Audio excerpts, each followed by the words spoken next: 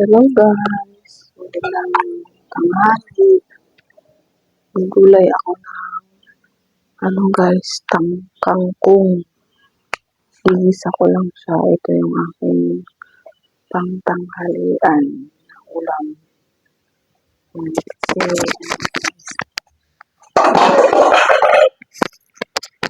yan.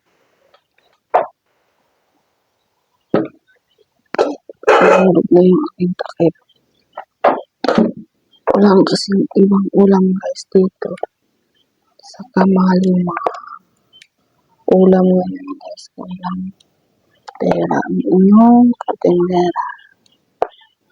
Kaya tiis muna tayo dito guys. Tiis lang tayo dito sa gulay na to. Kamote. Sarap naman to eh. Sa iba nga ay dagdag sa dagdag sa dugo daw. Yung ating gulay guys. Ikisahin lang natin. Para may ulam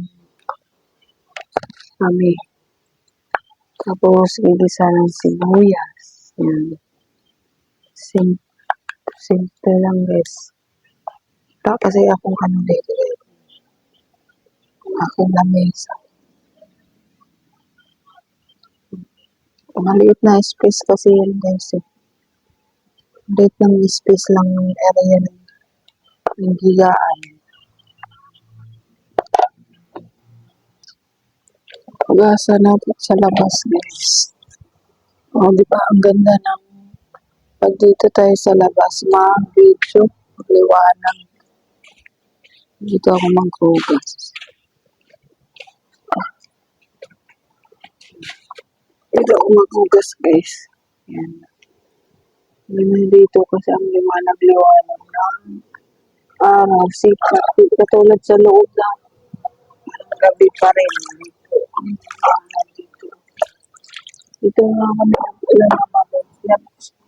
Binubuksan kasi yung gate. Kaya ay liwanag. Nagwasa ko lang siya guys. Para malinis yung ating gulay. Dito namin nilagay ang tubig sa tangke. Para may pundo kasi hindi kasi diretso yung tubig. Dalawang oras lang. Bukasan ko lang siya. Yung gulay ng yun guys. Mahirap. Pang mahirap. Ang gulay. Tapos ikikisa ko lang siya. Pasok na tayo. Sa loob. Dito pala yung mga higaan guys. Dito yung higaan. Kapatid na lang yung trabaho dito. Hindi na dito ang mabasok guys. Ito yung loob na maliit lang na space. Kaya makalat kahit anong nagrambulan. Kaya yung iba nga guys, itinatapon ko na yung mga gamit na hindi na magagamit. Para hindi siya dagdag kalat. Yan, igisa ko lang siya. Igisa ako dito ng konting bawang at saka sibuyas guys.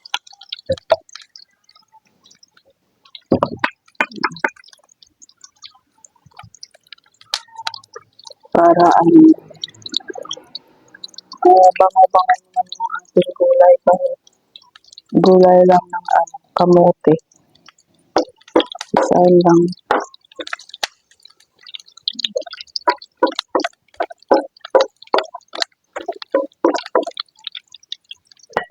Lagay na natin to guys. Yung ating lagay ko na yung dahon ng kamote. Yun lang. Siyempre, ang pagluto. Tapos lagyan natin ng magic sarap.